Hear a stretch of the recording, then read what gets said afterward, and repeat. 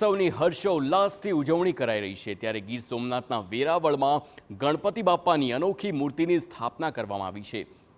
તો સતીમાં યુવક ગ્રુપ દ્વારા 11 વર્ષથી અનોખી ગણપતિ બનાવવા સ્થાપના કરવામાં આવે છે અને આ વર્ષે 3000 જેટલી ચોકલેટ લોલીપોપનો ઉપયોગ કરી ગણપતિ બનાવવામાં આવ્યા છે।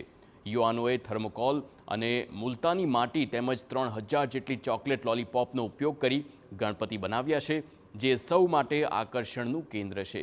આ અનોખા લોલીપોપના ગણપતિનું વિસર્જન પણ જળાશયમાં કરવામાં આવે છે, જેના કારણે કોઈ પણ જળચરોનું આ ખોરાક બની શકે છે અને પર્યાવરણને જરા પણ નુકસાન નથી થતું। ઇકો ફ્રેન્ડલી ગણપતિ બાપ્પાની સ્થાપના કરી લોકો ભક્તિમાં લીન થયા છે।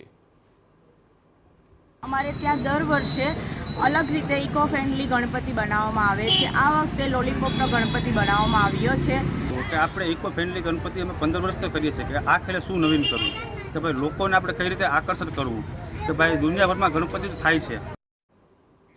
ગણેશોત્સવની દેશ